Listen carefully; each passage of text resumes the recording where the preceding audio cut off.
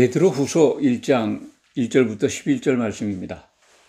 베드로 사도가 교회에 보낸 두 번째 편지입니다. 베드로 사도는 이 편지를 거의 유언장처럼 쓰고 있지 않나 그런 생각을 하게 됩니다. 1장 14절에 보면 이 장막을 떠날 날이 임박해 있다라고 하는 고백이 기록되어 있습니다. 그러니까 자신이 순교당할 것을 어느 정도는 예지하고 있지 않았나 그런 생각을 할 수 있습니다. 오늘 본문은 참으로 우리가 받고 있는 천국 복음의 모든 것을 담고 있습니다. 우리가 신앙생활을 통해서 예수님이 우리에게 일러주신 그의 나라, 그의 나라에 들어가는 길을 베드로 사도는 오늘 본문을 통해서 자세하게 일러줍니다. 어떻게 보면 천년왕국 들어가는 사닥다리 올라가는 그런 이 방법을 또는 그 내용을 일러주고 있지 않나 그렇게 생각도 해봅니다. 베드로후서 1장 1절부터 11절 사이에 여러 가지 의미 있는 언어들이 기록되어 있습니다. 그리스도의 의를 힘입어 1장 1절에 보면 그리스도의 의를 힘입어 동일하게 보배로운 믿음을 우리와 함께 받은 자들에게 편지한다. 우리 그러면 이제 사도 일행이죠. 사도들이라고 생각하시면 됩니다.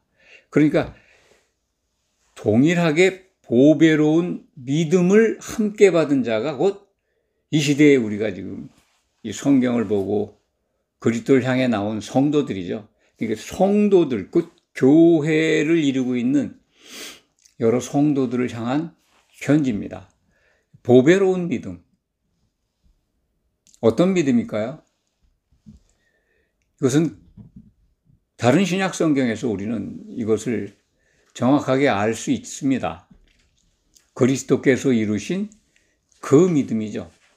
다른 말로 같은 말이죠. 그리스도의 믿음. 그리스도의 믿음으로 말미암아 우리는 의에 이르는 은혜를 받고 있습니다.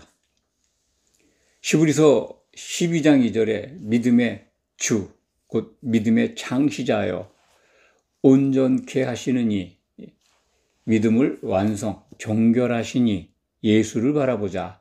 그 말씀을 통해서 보면 우리가 받고 있는 믿음은 그리스도께서 이루신 보배로운 믿음이라는 겁니다. 오늘 본문 말씀에서도 그리스도의 의를 힘입어서 사도들과 같이 동일한 보배로운 믿음을 받은 우리 성도들, 그 보배로운 믿음을 우리가 같이 공유하고 있어야 정말로 11절에 기록되어 있는 그리스도의 왕국, 천년왕국에 들어가게 된다고 하는 것을 처음부터 일러주고 있습니다. 그러니까 믿음이 있어야 그의 나라에 들어간다라고 하는 것을 1절부터 우리는 힌트를 받게 되죠. 3절 말씀에 보면은 이제 신기한 능력으로 그리고 이 보배로운 큰 약속, 4절에 보배로운 큰 약속, 또 4절에는 신성한 성품, 이러한 언어들이 참 아주 아름답고 구별된 말씀이죠. 일반적인 서적, 책들 속에서 우리가 발견하기 어려운 성경만이 이런 언어를 취하고 있고 기록하고 있다 하는 것을 우리는 알아야 합니다. 하나님께만 있는 능력이죠. 신기한 능력. 그리고 우리에게 아주 보배로운 큰 약속을 주셨다라고 하는 말씀이 4절에 기록되어 있죠. 그 약속이 무슨 약속일까요? 정말 큰 약속이죠. 여러 가지로 생각할 수 있습니다만 큰 약속은 우리를 그의 나라에 들어가게 하시겠다라고 하는 거죠. 11절의 말씀, 그리스도의 나라에 들어가게 하시겠다라고 하는 약속. 그러려면 예수님이 다시 오셔야 되는 재림의 약속도 있고요. 그리고 심판의 약속도 있고 결혼의 약속도 있고 그리고 거기서 칭찬받고 흠이 없이 발견돼야 혼인잔치에 들어가고 그의 나라에 들어가는 영광을 얻게 됩니다. 물론 그리스도의 나라에 들어간 성도들은 새 예루살렘 도성에서 참 성도로서 이기는 자로서 하나님의 상속자가 된다고 하는 약속을 받고 있습니다. 그것이 큰 약속의 전부죠. 우리는 하나님의 아들로 상속자가 된다고 하는 약속을 받고 있습니다. 그 이름을 얻는다면, 이기는 자가 된다면 혼인 만찬에 들어가고 그리스도의 왕국에 넉넉히 들어가고 11절 말씀 보면 미리 읽을까요? 베드로후서 1장 11절 이같이 하면 우리 주 곧 예수 그리스도의 영원한 나라, 천년왕국입니다. 영원하다고 하는 건 그 시대, 한 시대라는 뜻이라고 말씀을 드렸죠. 이 천년 기간에 예수님의 나라에 들어감을 넉넉히 주신다는 거죠. 정말 확신을 하면서 오늘 베드로 사도가 제시한 그 천국 올라가는 사닥다리, 그 단계를 이해하고 그것을 밟아 올라간다면 우리는 말씀대로, 약속대로 넉넉히 들어갈 겁니다. 그것을 오늘 우리가 살펴보고자 하는 것입니다. 여기에서 보면 이제 큰 약속까지는 말씀을 드렸습니다. 신성한 성품, 신의 성품이죠. 이거 예수님 안에 있는 성품입니다. 그렇지 않습니까? 인자로 오셨지만 하나님의 성품을 다 보여주신 그리스도 안에 있는 성품. 이것은 곧 예수님께서 하나님으로 복귀하셔서 교회에 부어주신 성령 안에 있는 하나님의 성품이죠. 그 신의 성품이라고 표현을 한 겁니다. 신성한 성품이다. 거기에 우리가 참여하도록 하셨다는 거예요. 어떻게?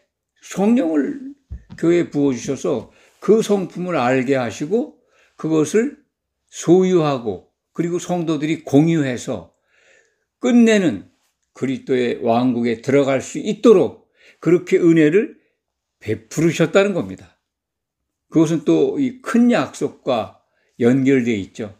큰 약속을 확신하고 믿는다면 성령의 충만한 역사 속에 잠기게 될 거고, 그렇다면은 그리스도의 성품을 소유하게 되고 그 성품 속에 있는 5절 이하부터 7절까지 기록되어 있는 8가지 덕목이죠. 신의 성품에 속한 덕목입니다. 8가지로 구별되어 있는데 사실은 이게 각각 독립적으로 하나하나 이루어가는 걸까요? 그것은 아니죠. 결론적으로 말씀드리면 맨 나중에 있는 8번째 이 사랑, 아가페 사랑이죠. 이 아가페 사랑을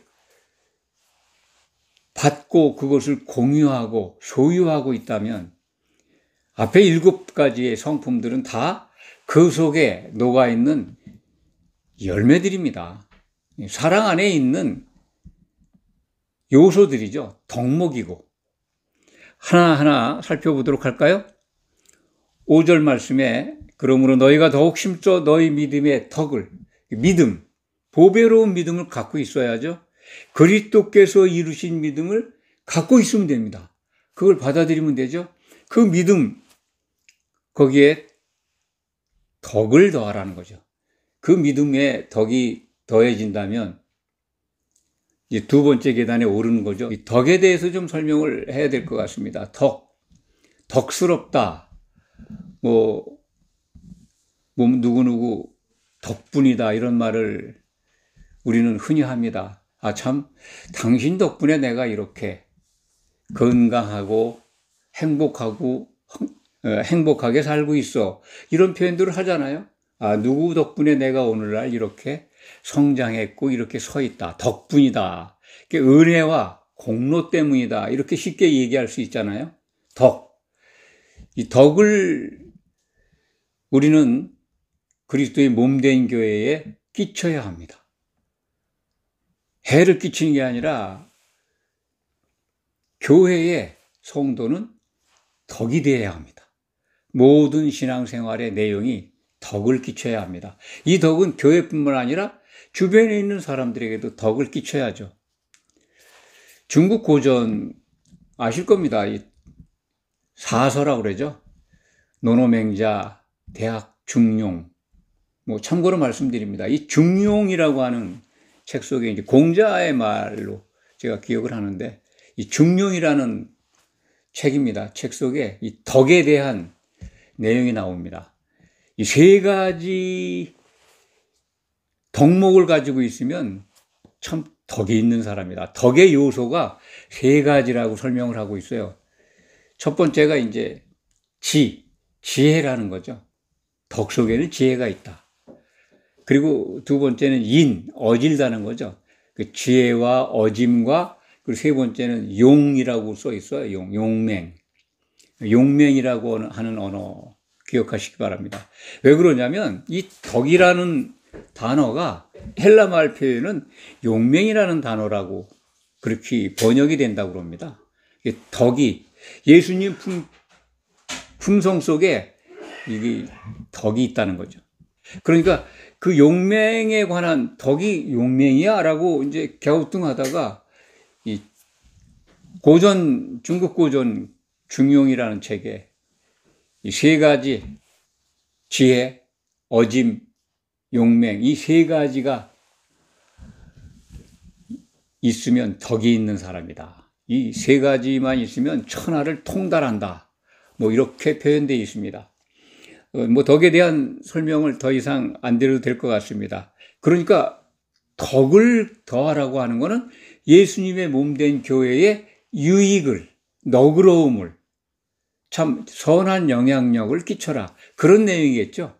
그러니까 너그러움이라고, 그리고 아주 관대한 그 어진 이런 마음 속에 나오는 그 말과 행동이라고 이해하시면 됩니다. 덕의 지식을, 그 다음에 이제 그 덕의 지식, 어떤 지식일까요? 지혜하고는 구별된 거죠, 지식. 하나님을 아는 지식입니다. 하나님을 알고 그리스도를 아는 것이 영생이라는 말씀이 요한복음 17장 3절에 기록되어 있습니다. 하나님을 안다, 그리스도를 안다고 하는 것은 아주 단순하게 생각하십시오. 하나님이 세우신 뜻과 목적을 아는 겁니다. 하나님이 어떤 분이라는 것도 아는 거지만 가장 중요한 건 하나님의 존재를 믿고 있고 하나님이 어떤 분이라는 걸 아는 우리들은 하나님이 무엇 때문에 일을 하고 계신가, 무엇 때문에 우리를 지으시고 지금 우리를 통치하고 계신가, 목적을 알면 되는 겁니다. 하나님에 대한 지식, 하나님의 통치 목적, 하나님이 기뻐하시면서 세우신 뜻을 아는 지식이죠. 그것을 꼭 알아야 된다는 거죠. 6절 말씀에 지식의 절제는 저는 자기 부인이라고 생각을 합니다.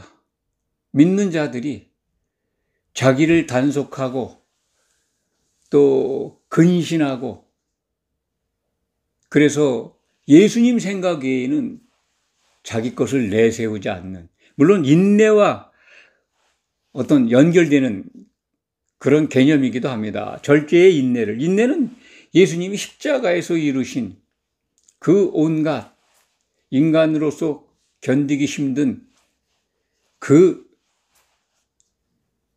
무시와 멸시와 그리고 비난과 그리고 죽기까지 참으신 인내, 그 그리스도의 인내죠. 그리스도의 순환 속에, 고난 속에 있는 예수님의 인내를 우리는 성경을 통해서 배우게 되고 그것을 통해서 끝내 우리에게 구원의 복을 주셨다라고 하는 감사와 은혜를 알게 됩니다. 그렇기 때문에 우리는 인내할 수 있죠. 세상에 어떤 어려움, 어떤 신앙생활에 난관이 있다 하더라도 인내할 수 있습니다. 그래서 지금부터 여기까지 다시 한번 복습을 하는 의미에서 처음부터 믿음에서 믿음의 덕을 더하고 지식을 더하고 절제가 있어야 하고 인내를 또 가져야 하고, 인내 다음에는 경건이라고 하는 것은 전에 설명드린 바가 있습니다. 경건. 우린 경건을 매우 좋아하죠. 믿는 분들은 경건해야 된다. 예배를 사모하는 마음이다. 예배를 즐겨하는 그러한 신앙의 모습을 경건의 모습이다. 예배를 좋아하는 모습, 경건의 모양만 있으면 안 되죠. 경건에는 예배를 사모하는 그 마음 속에는 하나님을 공경하고 두려워하는 마음이 항상 가득해야 합니다. 하나님을 두려워하지 않는 예배자의 모습, 곤란합니다. 그 자기 중심의 예배를 드릴 수가 있고, 어떤 인간 중심의 또는 감성 중심의 환경에 취해서 하나님의 뜻과는 무관하게 하나님을 그냥 찬양하고 은혜에 감사하는 것, 그거 좋습니다. 그런데 그거에만 빠지면 하나님을 두려워하는 마음을 잃어버리게 됩니다. 하나님은 심판하시는 분입니다. 방종과 같은 믿음으로 예배를 드리거나 형식을 중시해서 주일이니까 예배 드리는 거고, 그냥 모양만 갖춰서 일주일 동안 아무렇게나 살다가 그날만 빠꼼하게 복장 정리하고 그리고 밝은 표정으로 겉모습만 예배자의 모습을 갖는다면 합당한 예배자의 태도가 아닙니다. 하나님을 두려워하는 마음으로 예배에 임해야 됩니다. 경외하라고 하셨잖아요. 공경하고 두려워하라는 뜻입니다. 심판하시는 분이 하나님이신 것을 잃어버리면 인간 중심의 예배 행사가 되어버립니다. 아주 정말 때만 되면 예배를 찾고 그런 것을 성경이 주문하는 게 아닙니다. 절기를 지키고 주일 예배 지키는 거 그 중요하지만은요, 예배는 24시간 하나님을 두려워하는 마음에서 시작되는 겁니다. 가인의 제사 같은 예배 드린다면 하나님이 받지 않으십니다. 그러한 경건의 형제 우애라고 하는 것은 친구 간의 사랑이죠. 필레오 사랑. 아가페 사랑과는 구별된 인간적으로 성도로 이루어진 교회 안의 성도들 간에는 이런 우정의 사랑이 있어야 된다는 거죠. 적어도 근본적으로 기독인이라면 형제 우애는 있어야죠. 아가페가 나타나지 않는다 하더라도. 그렇지만 신약 성경은 우리에게 서로 사랑하라고 명령하고 있습니다. 예수님의 세 계명이죠. 그 사랑이 아가페 사랑입니다. 형제 우애 같은 사랑들을 다 포함한 하나님께만 있는, 사람에게는 없는, 사람에게는 없었는데 예수님을 통해서 우리에게 알게 하셨죠. 아가페 사랑을. 우리는 지금 성령 세례 속에서 아가페 사랑을 경험할 수 있고 그리고 나눠줄 수 있고 공급할 수가 있습니다. 형제 사랑하라고 한 예수님의 명령은 추상적인 명령이 아니죠. 왜냐하면 구체적으로 서로 사랑하라고 명령하셨기 때문에 우리는 성령 안에 있다면 그 사랑을 꽃 피울 수가 있습니다. 그걸 지금 주문하는 거예요. 이 형제 우애에 아가페 사랑을 더해라는 겁니다. 이게 천년왕국 들어가는 8계단의 사닥다리라고 이렇게 설명드릴 수가 있습니다. 그런데 이게 다 개별적으로 독립적인 이 믿음의 요소일까요? 그렇지 않습니다. 아가페 사랑을 갖고 있다면, 그것을 우리가 공유하고 있다면 앞에 7가지들은 다 그 안에 이루어진 겁니다. 하나죠. 성령 안에 있다면 이 8사닥다리는 다 한 번에 올라갈 수가 있습니다. 우리 믿음의 내용 속에 있는 이 아가페 사랑 속에 있는 덕목들을 사도 베드로는 우리에게 지금 하나하나 이렇게 그 중요한 요소들을 알기 쉽게 제시하신 겁니다. 오늘 본문 말씀을 통해서 이게 있으면 실족하지 않는다는 거예요. 이것이 바로 성령 안에 있는 그리스도의 성품. 오늘 본문 말씀 속에서 찾으면 신의 성품입니다. 신의 신성한 성품에 참여하는 자가 되게 하려고 성령을 보내주셨다. 이렇게 이해해도 되죠. 교회에 들어와 있는 너희에게 그리스도의 성품을 닮아서 주님이 가신 길을 따라갈 수 있도록 그렇게 은혜를 베풀어 주셨다. 주님을 따라가면 어디에 간다고요? 천년왕국, 예수 그리스도의 그의 나라에 들어갈 수 있다는 겁니다. 그게 천국 가는 길이죠. 천국 계단을 올라가는 참 온전한 구원에 이르는 이기는 자 되는 길입니다. 이것을 위해서 우리 신앙생활하는 것 아니겠습니까? 그의 나라에 들어가는 넉넉함을 주신다는 약속. 이 약속은 성령 안에서 주님의 약속을 소망으로 삼고 따라갈 때 반드시 성취될 겁니다. 기도하겠습니다.